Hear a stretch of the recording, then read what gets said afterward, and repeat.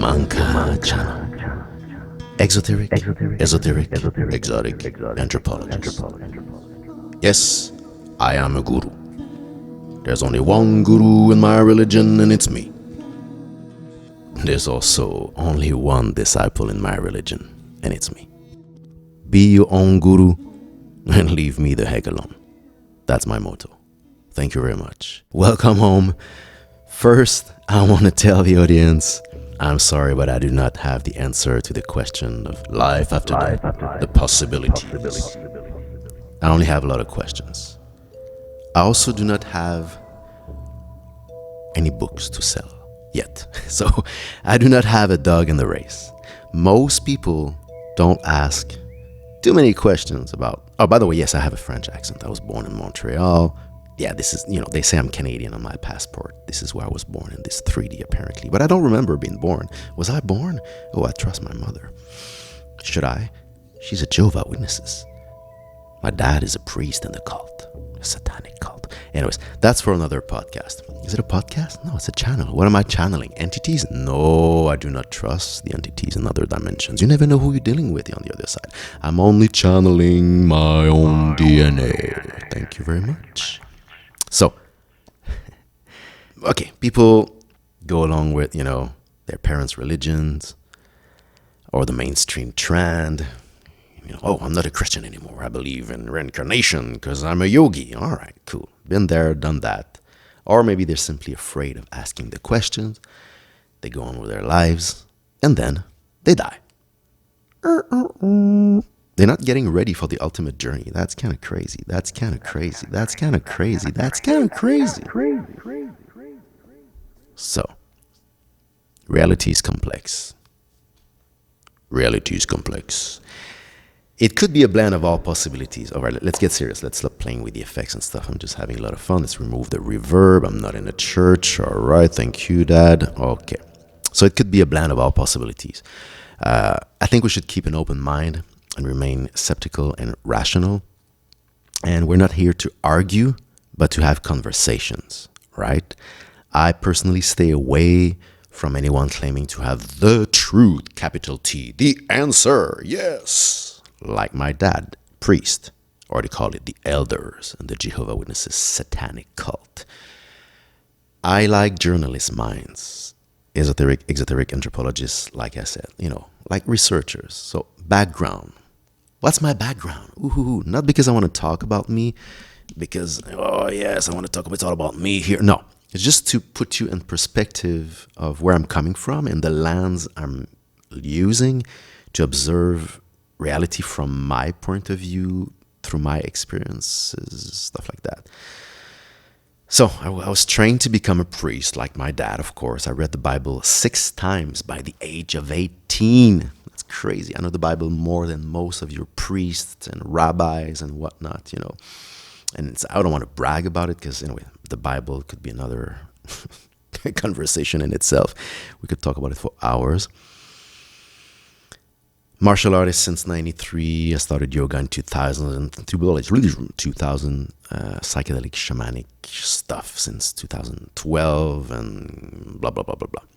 As a career, an art chemist, audiovisual artist. I worked with, Sean Lennon, Cirque du Soleil, Universal, blah, blah, blah. So I dedicated most of my life trying to understand life, death, and the spirit world. The second I had enough money in the bank, I was like not working for months. Just studying, reading. So I read the Bible, yes, like I said. Then the Upanishad, the Vedas, the Kabbalion, the Quran, the Book of the Dead, Tibetan, and the one from the Egyptians, and blah, blah, blah, blah. Because I wanted to understand how people were perceiving reality. And I'm not saying all these things because I want to brag. Oh, I'm so good. I was just, excuse my French, but the F word, lost. All right? So, where to start? Oh, the Book of Enoch. Also, you should read the Book of Enoch. It was a really interesting one. So, many yoga books, also and Buddhism and Hinduism books, and Kabbalah, and hanging with the Krishnas and whatnot. So, I wanted to understand, like I was saying, how other people were perceiving reality. I had many, many, many encounters since I'm a kid with entities in other dimensions, enough to write a book. Actually, that could be a conversation, a podcast in itself. At one point, a conversation. My mother had an NDE, near-death experience, 2 years before I was born. That's also another episode. I had many psychedelic experiences, sometimes mating entities, most of the times. Sometimes good experiences, most of the time bad experiences. And they were not always, just also some people would be, oh, this is chemical stuff or hallucinations. Well, sometimes, I had some experiences where it was like, how do you say, collective experience. Collective experience. So I was not alone. My friends saw and heard the same thing. The same thing. Okay. So, in 93, first time I did Tai Chi, I felt the energy. So I'm aware of these things. It's there. We're not alone. All right. For me, I don't come from a place of beliefs.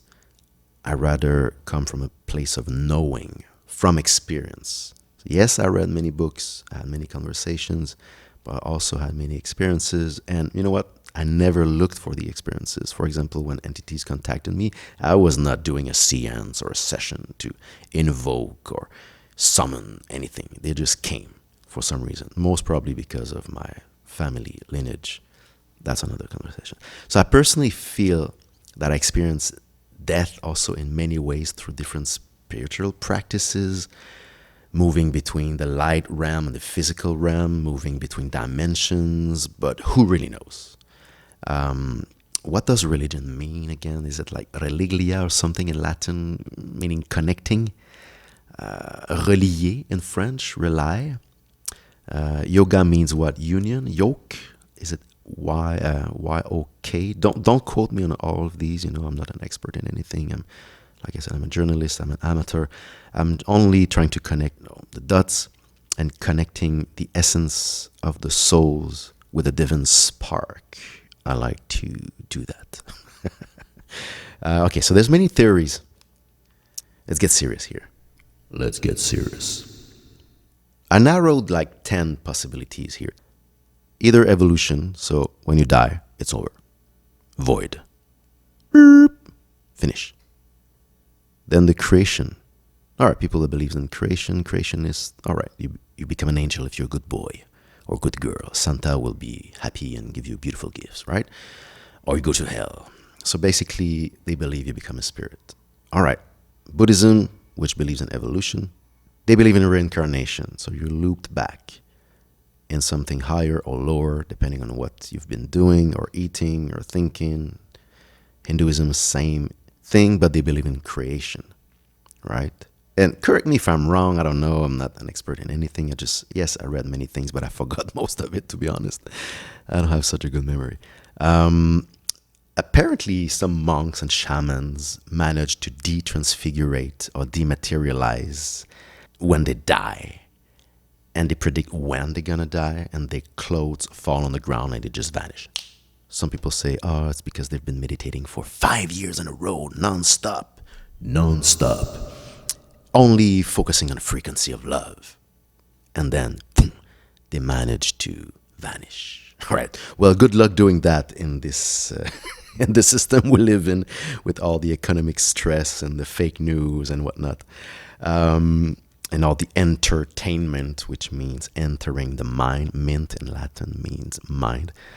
So there's a lot of distraction for us to avoid having these conversations, which are the most important, in my opinion. Death. I'm looking at my notes right now, and I don't even know what I'm writing. Waking up from a dream. Oh yeah, there's some people believe that death is waking up from a dream in another dream, and then you kind of forget. When you wake up in the morning and you forgot your dreams, and you're like, oh, I remember a little bit of this, a little bit of that. But if you don't write it down right away, you're gonna lose it. Some tribes, I don't remember where, but they gather in the morning, first thing in the morning, and they tell each other their dreams when it's fresh. So anyways, some people believe that. It's all right, cool, it's poetic. The Jehovah's Witnesses, they kind of mix the creation and evolution, in a sense that they are creationists, but they believe in a resurrection in the flesh. So in between, you go nowhere. You're just in the void. And then after the end of the world, when the Jehovah's Witnesses, they will clean the planet because it's going to be a big war, you know.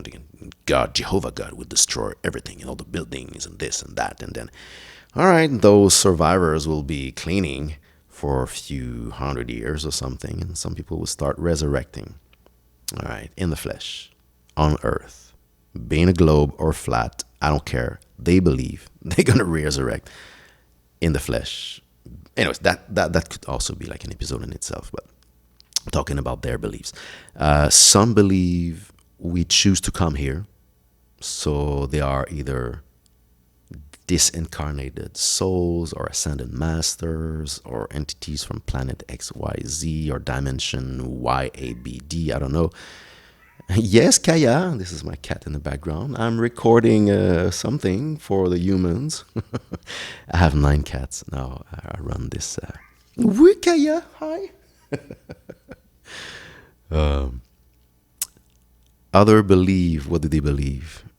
That we are new consciousness created at birth, which is interesting.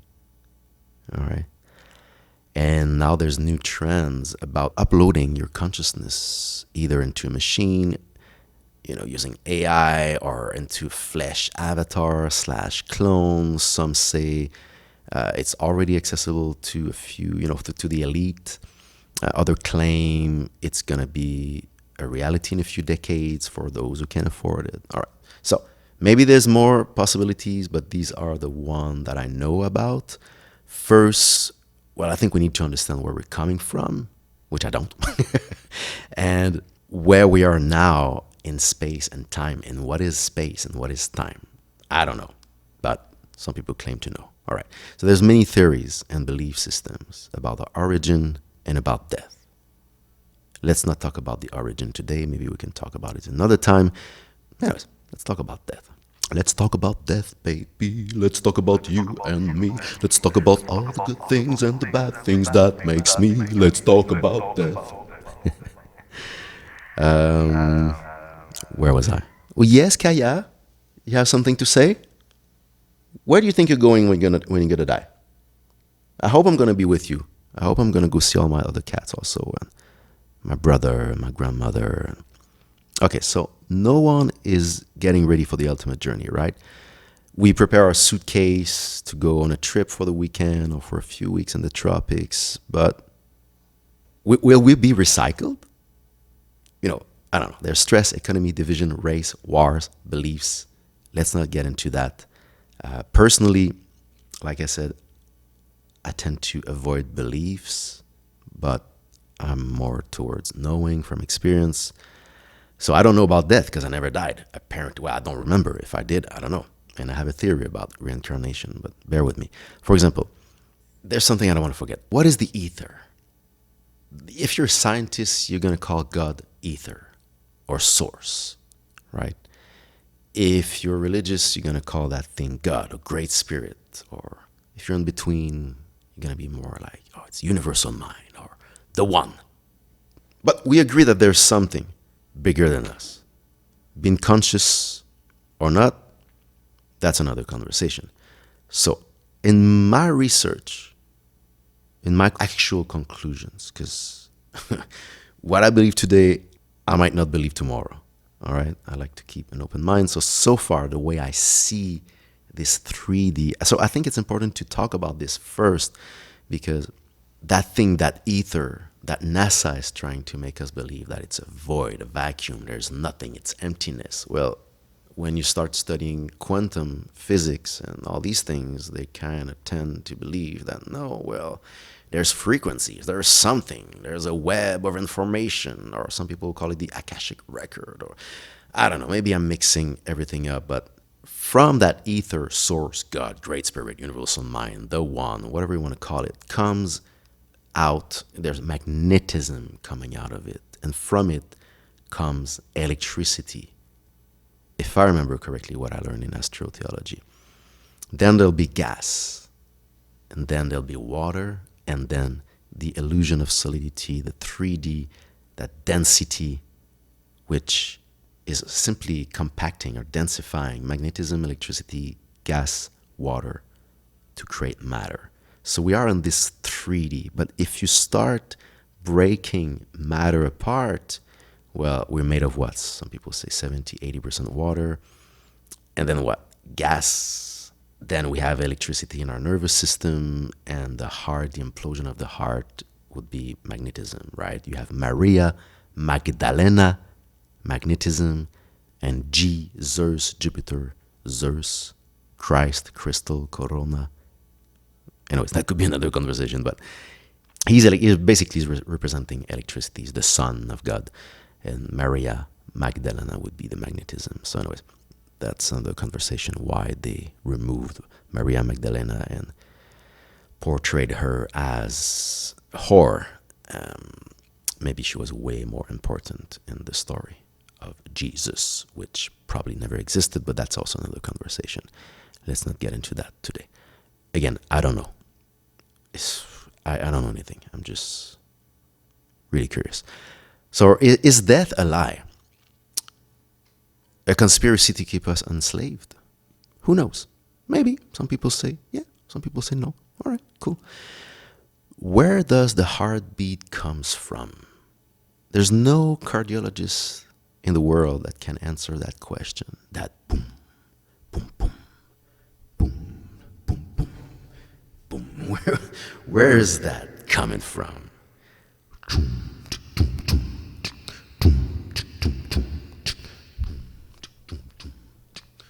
Right? All right. We don't know. The earth has a pulse. Nature, trees, the planet, everything has a pulse. Consciousness is beyond space and time. Is it outside and inside at the same time? Is spirit, like, let's say, like a soap bubble, for example, which would be your physical body. When you die, the bubble bursts. Boop. Well, your purusha, your ki, your chi, your energy, that intelligence that is pushing you or inspiring you to create, to communicate through sound or movement or symbolism, whatever type of art, does it go back to source or the ether or God or universal mind or whatever you want to call it? Is like, all right, the bubble, the soap bubble is here. There's air inside, there's air outside. If you burst the bubble, where the air goes back into the air, right? So some people will be like, yeah, same with the spirit or the soul. In my conclusion, I don't feel that I have a soul, but that I am a soul made of physical illusion, 3D, and the combination of magnetism, electricity, plasma being, spirit, whatever you want to call it. So the combination of it would create a living soul. Even in the Bible, they say that the souls that are sinning are going to die. So, and they even compare animals to souls. Anyways, where does the personality or the sense of I or the consciousness, the memories, the personality, the sense of humor, where does that go when you die? That for me is the real question here. Is there something out there or someone or whatever it is, whoever they are, purposely erasing that memory, that consciousness, that personality, that sense of humor?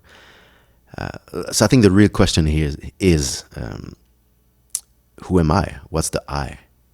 Because if I drop my name, if I drop my sex, if I drop, the identity of my career, what's left?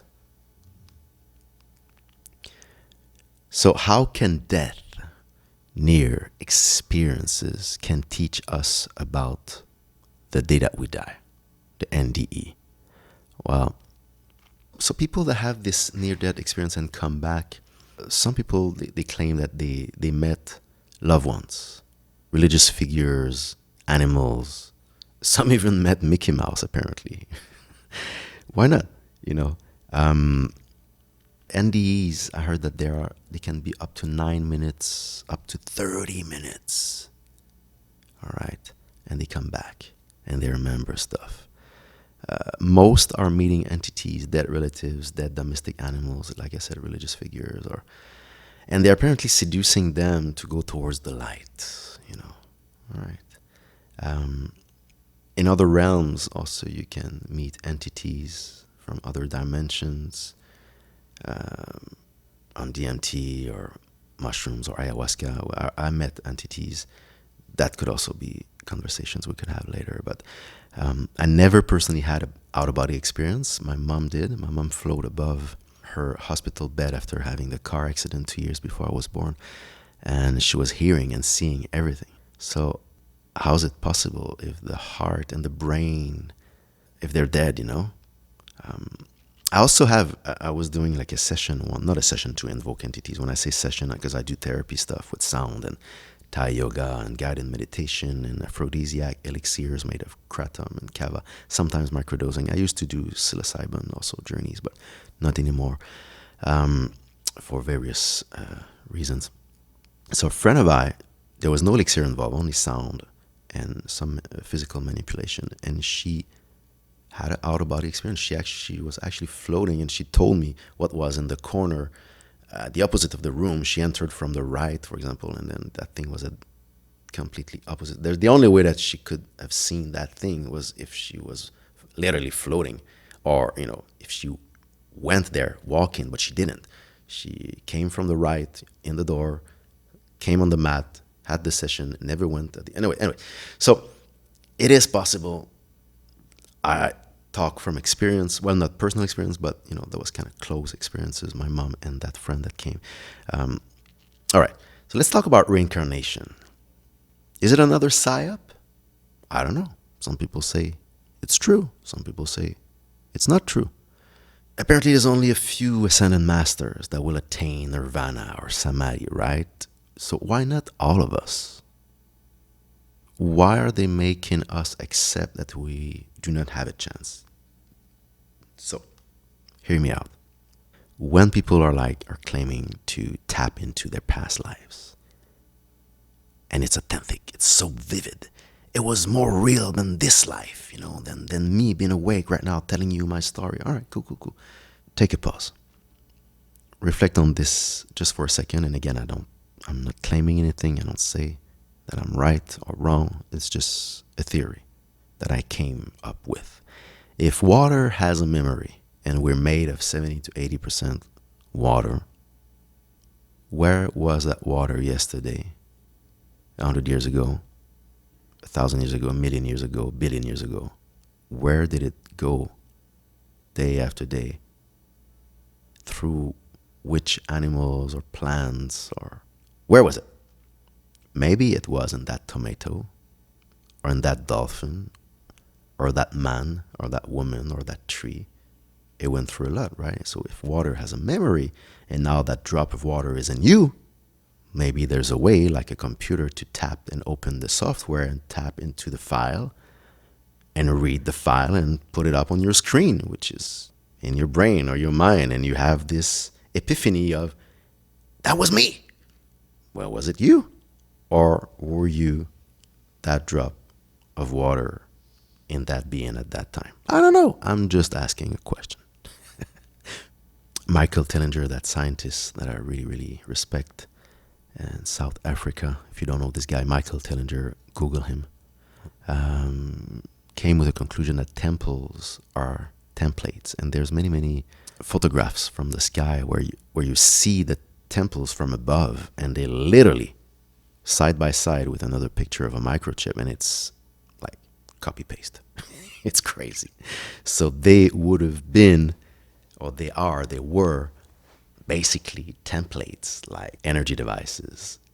And some people believe that some entities in other dimensions, our makers or whoever they are feeding off the energy of these so-called sacred places, especially when you bring humans in it, making certain sounds, dancing in certain ways, like 24/7 around the Mecca, for example, or other rituals in other religions. So they would be energy points, like gas station, for example, where these entities would come and feed themselves because they're energy beings. They need energy because according to the Cathars, for example, these entities would have been purposely, they disconnected themselves from source or God or wisdom or Sophia, whatever. Don't quote me on all of this because I don't remember the details, but they would have need like a new source of energy. And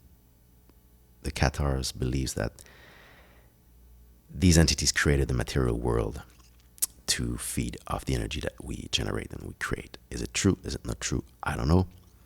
But these guys were really serious. Like, for example, they didn't want to have kids. They didn't want angels or spirits to be reincarcerated in the flesh. They had really, really strict nutrition protocols. They were not eating anything dead with eyes. A little bit like the Krishnas, for example. They believe like animals, they only have 5 chakras, so they didn't want to lower their frequency and align their frequencies with these lower beings, according to them. Personally, I don't know if they're really lower than us because I'm surrounded by so many animals and they're my teachers. And they believe that if you eat them, well, you lower your frequency and it will reincarnate it as, you are what you eat. So you will become what you eat, according to them. So they had, their life project was actually based on escaping the matrix. Basically, not being reincarnated, but go back to the gold light of God or source.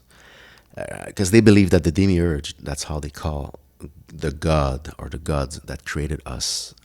They believe that, these beings were not necessarily the good guys.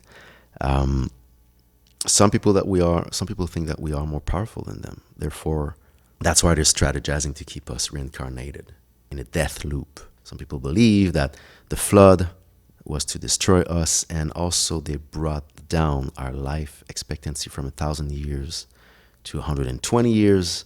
Therefore, you don't have a lot of time to conspire and raise a revolution, because apparently some people believe that these creators, these beings, created us to serve them, to do certain things they didn't want to do.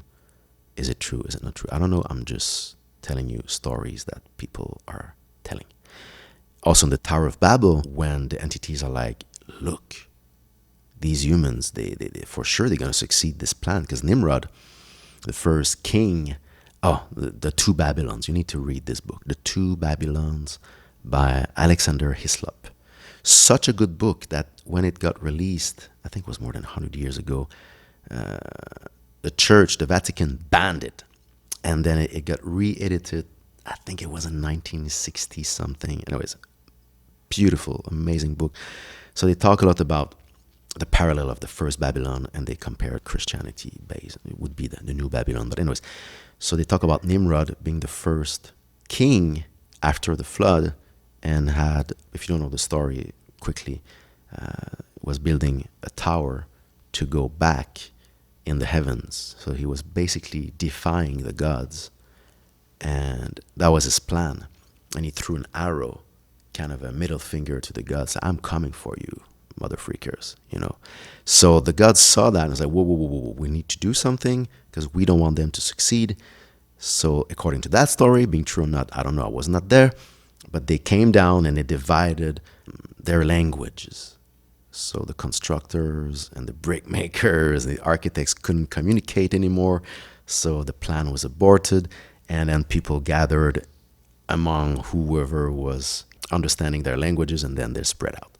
That's why, according to that story, we have all the same legends of the flood and creation and Adam and Eve and the Book of Enoch, for example, the entities that, in Genesis 6, and that filled the earth with violence, and the giants and all these things. But, there's always like little variants, but the source, the root would have been the Tower of Babel, and then people spread across the earth, and then, the telephone game. And something really strange in the Quran, I don't remember reading that, but someone told me that apparently that they said that Adam and Eve was the second creation. All right? Was it the second, or how many hundreds? I don't know. Because there's some theories. I don't know if you're familiar with the Tartaria. If not, look it up. It's a great rabbit hole. Tartaria. Apparently, there's a reset every 200-300 years, small resets here and there, and a massive one every some thousand years. All right, so who knows how many times they, whoever they are, those ruling, controlling the narrative, his story, we don't know how many times history has been reset. So it's really hard to know, well, almost impossible, if not impossible, to really know where we're from. Therefore, we don't know why we're here and when, what happened, by who, by what. We fight about everything. Even we don't even know what to eat, even nutrition. We just, so we are divided, definitely. So even more about what's going on when we die, right? Some people say that the first humans were less dense and hermaphrodite.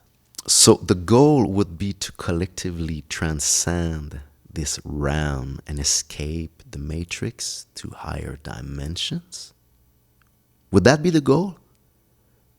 Some people say that the moon affects the movement of the soul. I feel it too. Tonight is the full moon, actually. And fish jump higher at the full moon. There's this story of a facility where at the full moon, the lights, super high lights that were above the little pools where they're farming fishes, and they were breaking at the full moon. And then it was like, who does that? Who comes, and breaks our lights? And they installed cameras only to find out that at the full moon, the fishes were jumping higher than usual, and they were hitting the lights and breaking them. So it has an effect, levitation effects. Even the word monster apparently comes from the word moon star, which is our biggest star in our ecosystem, if you can call it a star. That's another conversation. Let's not go there in that moon rabbit hole, being a rock or being an hologram, but that could be for another episode. The white light creates serotonin, right? Instead of melatonin. So therefore, you're more excited. You can't sleep, right?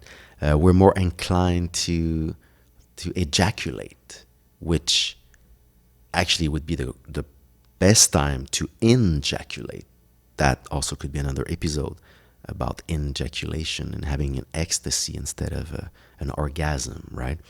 The moon, if I ask you a question, you take 2 thermometers, you put one in direct moonlight and one under a table outside, both outside, side by side, but one is exposed to the moonlight and one is under the table in the shade. Which of the thermometers would be colder? Most people will say, well, the one directly exposed into the moonlight. Well, it's the opposite. The one that is exposed directly to the moonlight is colder, meaning that the moon is emitting a cold light. So therefore, not reflecting the sun according to some people. And I'm a photographer and I've been using a lot of reflectors, and trust me, if you try to reflect light on something that is not flat, it's not gonna bounce. It's gonna be absorbed and diffuse on that ball. Anyways, that's another conversation. There's also the lunar wave, or actually people can see stars through the moon when you see the moon during the day. Who knows what the moon is? Even Michael Tellinger that I was referring to earlier, and he's saying, I don't even know what I'm looking at when I look at the sky. So anyways, let's go back to death. So moments after death in different cultures, for example, Tibet, Egypt, etc. Well, in Tibet, they would read the Book of the Dead to the dead bodies to assist the dead relative or friend in the transition. In Egypt, they were even mummifying, cats, for instance, and servants, putting tools, gold, silver, money, whatever, in the sarcophages to help them in the afterlife, right? Is it the Tibetans also that are, when they doing these these things like I can do with my throat, you know, and using these weird instruments, banging or scratching metal on metal, you know, like really chaotic, but it becomes a symphony. Actually, I have a story about the sound of the universe I can tell you later, but they are actually, apparently for them, it's like practicing to get used to the sound that you will hear and feel when you die. So they're not afraid of it, and they're just like, all right, I know the song, let's dance to it, kind of thing, you know. Christians, you either go to heaven or hell forever. Hinduism and Buddhism, it's more like the reincarnation, the karma wheel kind of thing. Like I said earlier, evolution, nothing. But can they all be true? Some people say yes. Oh, whatever you believe in will happen to you. All right. It's really poetic. I give you a medal for that thought. But is it realistic? Personally, and again, don't quote me, I'm not claiming to have the truth or anything, but I feel that there's potentially only one truth for all of us.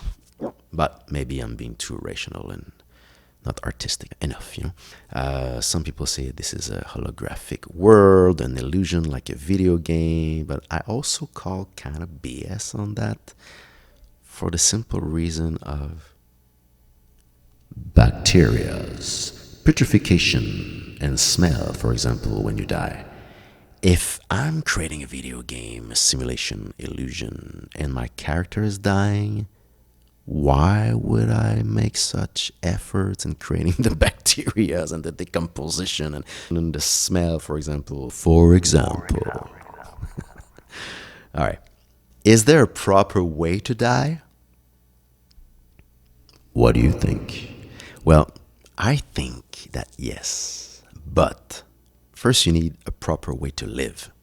What is a proper way to live? Well, for example, if you ask me, well, maybe being stress-free, living in nature, in fractal of a mountain, or on a ley line, which is where two rivers are crossing on the ground. Maybe you have more chances escaping the matrix, or whatever happens to be more positive than dying on a hospital bed, been zapped by Wi-Fi under a neon light, watching TV.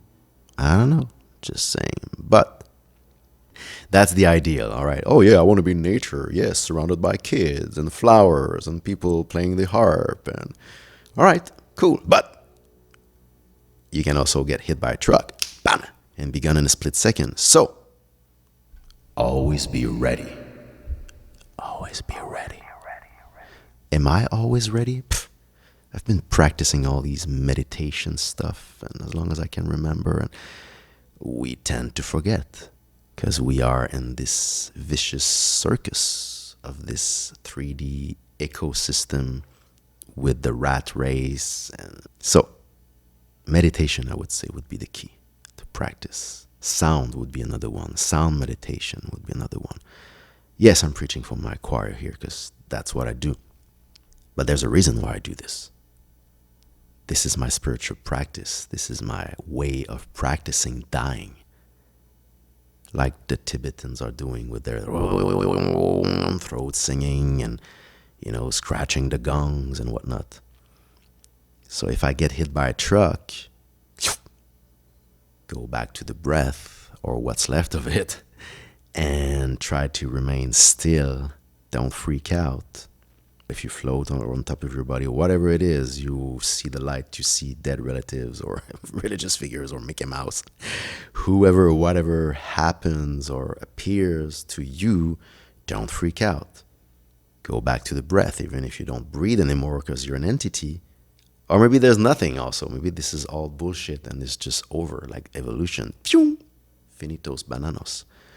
Who knows? But I tend to believe that there's something going on after. Because all of my psychedelic experiences and all my entity encounters, I know they're there. I know it from experience. And I met some of them in other dimensions. In my dreams, or smoking the DMT, or drinking the ayahuasca or doing mushrooms, and sometimes sober. So I know from experience that we're not alone. So where were they before? Who they are? That's another conversation. Actually, we should have this conversation about who is that intelligence behind all these phenomena. That's another conversation. Salt, salvation, saliva, right? We have salt in all our liquids, being the blood, the tears, saliva, sperm, urine, lymph. Am I forgetting something? There's salt. It's always salty. So consume a lot of salt. The good salt. Himalayan, Celtic, sea salt. Not the table salt where they remove all the other molecules, you know. So you need it in your system in order for the conductivity of the, you know, in the nervous system, the electricity to go through the electric wires that are your nerves, for instance. I feel like telling you the story of the sound of the universe. Should I say it now, or should I keep it for the end? Let me keep it for the end. I have another story also of the skull of my cat. That's another one. Okay. What to do with the body when we die? That's a good one. The Viking, I think it was a root language. There's a story about be leaf or be life, being a leaf or being life, leaf, life, right? Root language, acronyms, and the family tree. They were burning the bodies, which I don't know if I'm aligned with that personally. I know a lot of people are for it, but I feel like decomposing personally, either in the earth or water, but maybe they're right, maybe I'm wrong, who knows. They were taking the ashes, they were using the sack of a bull, the balls of a bull, and getting, removing the balls and drying. So it becomes a beautiful, perfect leather pouch, basically, like a purse. Putting the ashes in there and burying it under the family tree. Then the tree was absorbing you, going back in the trunk, the branches, and then becoming a leaf, be life, and falling down back into the soil, decomposing, and then looping up and down and up and down. This eternal circle with your family. Right. All right. Poetic, interesting. Interesting. I love that story. That's kind of what I want. I want to be buried. Personally, love. That's what I would love. That's what I'm far from there right now. I don't even have my own house. Because I've lost all my money in the crypto casino conversation. I would love to be buried with my cats, for example, and being in that eternal circle of that family tree. Definitely, I don't want any chemicals been injected in me to preserve me for an exhibition. I don't want to be exhibited. What the heck? I think this is a massive conspiracy to stop the soul from detaching from the body. Anyways, let's talk about my brother Alex. That is still in a jar. Well, I say my brother is my cousin, but he's my brother. My aunt is keeping Alex in a jar. He died from OD a few years ago. I say my brother because we've been raised together. My mom was supposed to adopt him. And we don't have any brothers and sisters, cousins, anything. We're the only two kids in the family. So, anyways, Alex, my brother, I love you. He's still in a jar. And every time I'm back in Canada, because I don't live in Canada anymore, I go see my aunt and I'm like, let's do a ceremony to liberate Alex. She's like, yeah, but she always had an excuse not to do it. And at one point, I'm at my friend Papillon up north and we're talking about it. And all the lights are closed, we're by the fireplace, and I'm talking about this. And I make a joke and I say out loud, Alex, you want to be released? And all the lights in the house lit up. Goosebumps right now, just telling you this story. Goosebumps. Crazy. Me and Papillon were like, what? So I'm like, no, that's impossible. There's like a electric problem in the house. There's something, but then no, everything is normal. I feel like Alex was like saying, yes, let me out. I told the story to my aunt. Yeah, we're gonna do it. We're gonna do it. Again, she found excuses, and Alex is still in a jar. At one point, I got angry. I'm like, listen, you're the mother, but he's my brother. I have a say in this. Yeah, but I'm the mother. All right. Alex, I'm working on it. I'm going back to Canada soon. I'll do another attempt. So personally, yes, I want to decompose in the earth or in the ocean. That's me. Already said that. So part of the distraction here in the Matrix is to distract us from the day we die, right? I wrote something. No nation to fight for, no flags to rise up, no color to be proud of. Again, here I don't want to offend anyone. No religion numbing us down. Resurrecting the future, resurrecting the future. I see freedom, I see freedom. No nation to fight for, no flags to rise up, no color to be proud of, no religion numbing us down. Resurrecting the future, and go on and on. I see freedom, bleeding love on grounds of freedom. So, how can we find out which of the theories, or which one is true, which one is correct? Now I'm going to sound really cheesy here, but I think the answer is love.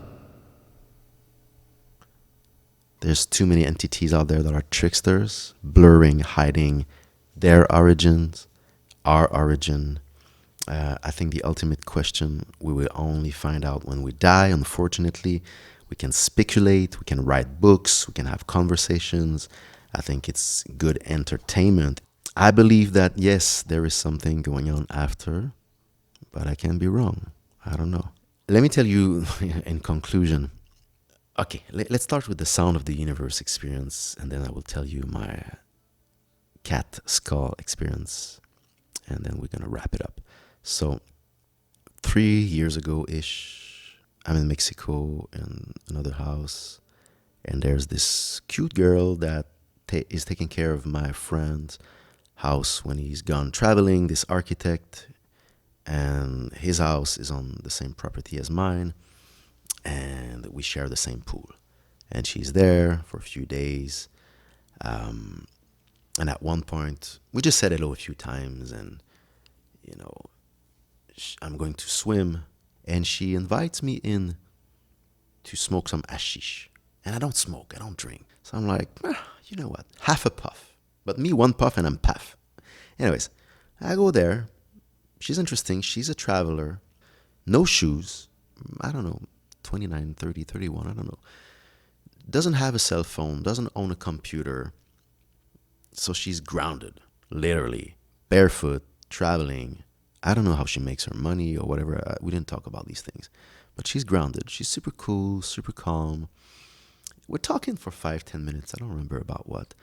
And at one point, she looks at me and she said, "Did you ever hear the sound of the universe?" And of course, my ego, being a musician for many decades, wants to say yes. But at the same time, I'm like, what the heck? What does she mean? So I'm like, what do you mean? So I ask her, what do you mean? So, as much as I want to say yes, of course, because I'm a magician, with all my instruments and my machines, but I'm like, what the heck is she talking about? And she's like, do you want to hear it? So I'm in Tulum, so I roll my eyes in my mind, not in front of her, but in my mind, I'm like, all right, what the heck? Another shamaniac. So I'm like, all right. She's like, hold my hand. She's a cute girl, cute hand. Worst case, I'm holding a cute hand of a cute girl, right? I go in the experience not being a believer, being really skeptical. So I hold her cute little hand, and then I'm like, I don't hear anything. So, I hear the traffic in the background. Oh, I hear the wind in the leaves. Oh, I hear the fridge. Oh, I hear the fan in the ceiling. Oh, she moved. I hear the fabric scratching on the couch. And then after 5 minutes of that, I heard it. And I'm gonna tell you the story with reverb right now because it's a really, really good one. So there is, you know, when your window is not fully closed, you know, there's like a crack and the wind is trying to go through, like, all right? So there's that really, really predominant. That's the first thing I kind of notice. And then there is some, let me take my Shruti box. There is a metallic, windy, string, kind of chaotic symphony in the background. So imagine a windy, metallic string instrument. And so that's what I hear. And it's a magnificent symphony. And a Shruti box, I have it here with me, you can't see it because I'm only recording the voice, right? Is the same principle as a harmonica or an accordion, where there's wind pushing on little metallic plates, vibrating with the strength being stronger or weaker of the wind, pushing it, trying to go through that little door that you open, right? So for example, this is a C at 432 hertz.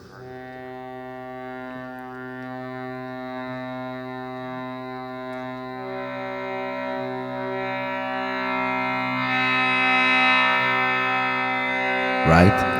So there's kind of that with kind of a,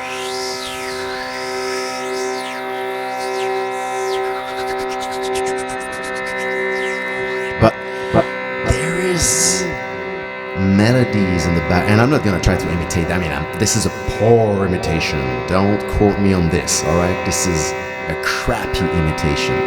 But you have some windy string metallic. There's an orchestra in the background, like, I don't know.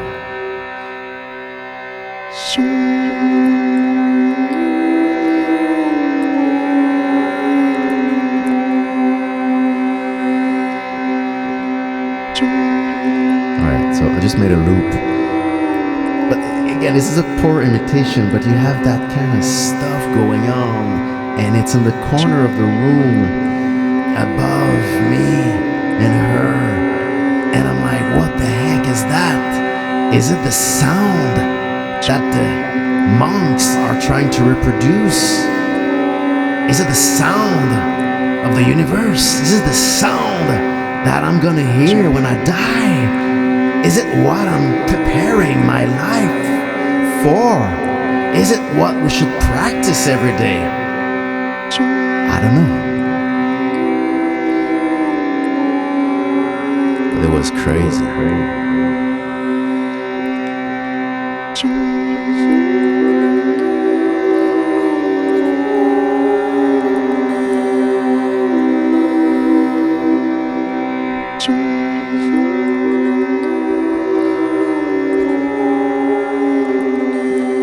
Right? Crazy, man.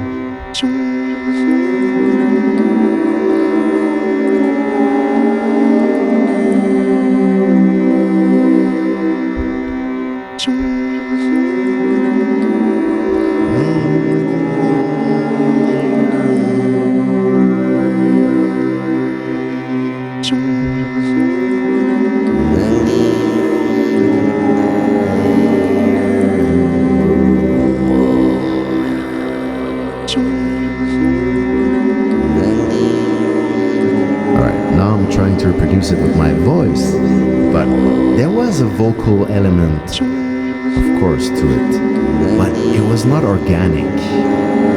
When I say organic, it was not made of flesh. There was no flesh involved in the sound of the universe that I heard. It was really, really, really, really different. Really different. I love this effect. Real low.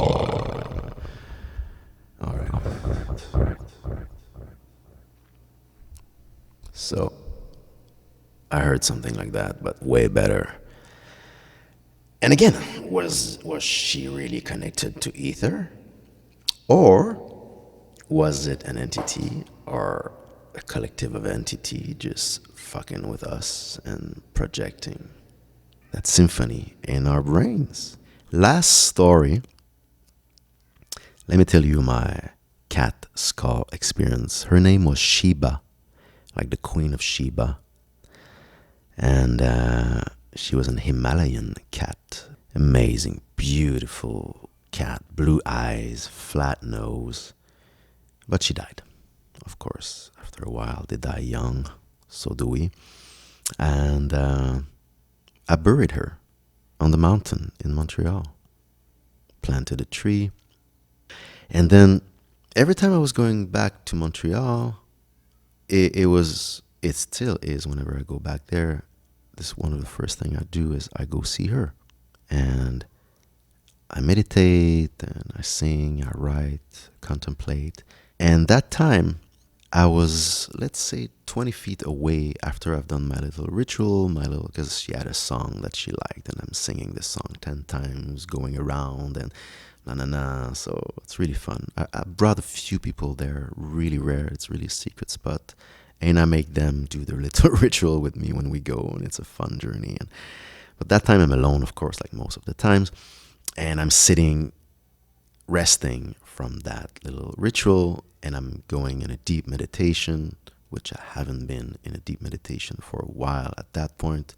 Been neglecting my practice, and I'm sitting, and I go really deep. It's summer, it's pitch green, dark brown. I'm in the shade under the trees. I don't see the sun, but it's a sunny day, but I don't see the sun. So I'm in a deep, thick forest on Mont-Royal in Montreal, the mountain in the center of the town, which was a native cemetery, which is a sacred mountain where they were burying the natives. And now it's more like a national park, something like touristy. Anyways, she's buried there. And all my life, all her life, always in my mind, I surprised myself saying to myself, when she dies, when she passed, I want to have her skull. And then she dies, and then I bury her. And a few years later, I'm there, I'm meditating. And as a photographer, I learned one thing, and painters, you might know that too, that when you look at a picture or an image, really, really quick, if I put it in front of you, automatically your eyes are going to be attracted to the brightest spot. If it's on the left corner, up left corner, your eyes are going to go there. Boom. Let's say it's a dark sky and there's only a moon. You're going to go watch the moon. What is that white thing? So I'm in a pitch dark, green, brown, dark forest. And of course, I looked at her tree where she's buried under many times. And I'm meditating, and then at one point I even go and I start talking to my ancestors, which I never did before, but I start thanking them. And at one point I started to think about her, and then I have a vision, amazing vision of, it's her in the sky, it's a blue sky, my eyes are closed, it's a blue sky, and then the sun becomes her face, and then it becomes super big, and it's filling the sky, and then the sky becomes her face, and her big blue eyes looking at me with love, and I'm in a field of sunflowers, yellow sunflowers, and then all the sunflowers transformed into her, and she was like a beige, pale brown. Okay, now there's like literally 6 cats in the house playing, running. While I tell my story about Sheba. Sheba! Love you, Sheba. I have a little statue right there on my altar. So all the sunflowers are becoming her, and she's jumping around me, with me, and we're walking and dancing in the field. It's a yellow field of her, and she's looking at me, down at me from the sky at the same time. Crazy, beautiful vision of love, and wow, no stress, just unconditional love and no tension. I'm just in pure bliss. Then I open my eyes. This is where it's getting funky. How many times did I open my eyes to look at that tree? There's no white spot. the whole time. I think I've been sitting there for 2 hours because I'm spiritual. I meditate for 2 hours. No, that's really rare that I meditate for 2 hours, to be honest. I do 5, 10, 20 minutes if I'm lucky. I open my eyes and there is a white spot at my feet, like 1 meter away.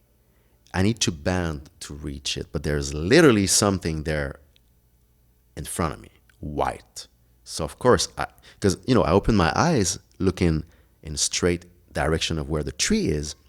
I lower my sight to aim at this white spot that is right there in front of me. It is a skull, but not just any skull. It is the skull of a cat. Yes. And then, of course, I go, whatever. That's impossible. It's a raccoon, but I didn't hear anything. What brought it there? I didn't hear anything. So I bend, I stretch and I reach out to it. And of course, oh my God, it's a dead skull. I cannot touch it with my hands. Ooh, so I grab a little branch and then I put it in the eye socket just to lift it off the ground and bring it closer to my eyes. And it's filled with dirt, meaning it was buried, right? Fresh dirt on the skull. That is the exact size of my cat, Shiba. And I'm like, I'm definitely not believing in it. But at the same time, it's literally obvious that it's hers. But I never saw the skull of a cat. So I brought the skull with me. Go on the internet and Google cat skull. Guess what? Yes, it was the skull of a cat. So, call me crazy. I don't give a shit. It was Shiba's skull. She offered it to me. That's my experience. That's what And at the same time, I don't want to believe myself. I sound like a cuckoo. I sound like a crazy person believing this experience. But what else should I believe? What else? What other option or options, if there is such a thing, do I have? There's none. What else? Right? Anyways, so I made like a beautiful art piece with it. She, just on my wall with feathers, and she was there above my altar for, I don't remember, 2-3 years before I moved to New York, 2 years maybe. And then I was selling everything, giving everything, dematerializing my material stuff because I was moving, changing country. And I went back and I buried it back to the location. If I would really, really, really want to know exactly if I got misled or tricked by a friend or an entity or an animal that brought me a similar exact skull, maybe I could go there and dig and see if there's 2 skulls. Then I got tricked. But I kind of like the idea of, no, it was her skull, so I'm not going to go and dig. And, it's like, it's not nice to get the remains of a dead body. I'll just, rest in peace, my love, So that was my story. So it was a long story, but I felt like sharing. I said that story 2 times to 2 friends, I think. But now I'm just saying it out loud to strangers. All right. It was quite an interesting journey for me. I don't know about you. Hopefully you're still here. If not, well, all right. I'll see you on the other side. Let's wrap it up with some magic.